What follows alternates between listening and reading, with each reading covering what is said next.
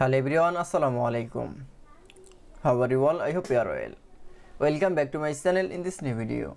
Today's video, how to create all text box the same size in publisher document. So let's started.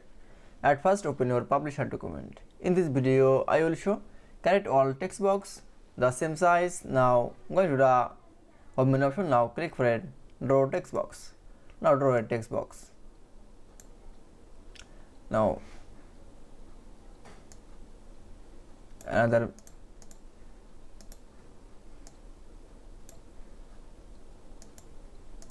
now again draw text box.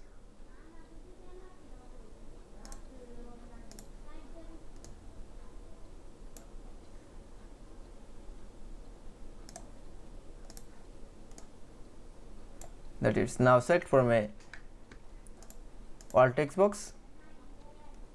Now going to the format menu option, then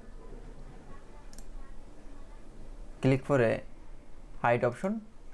Now press from true.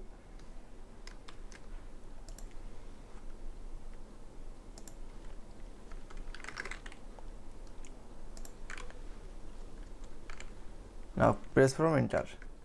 That is, then we show create all text box the same size in publisher document is very easy.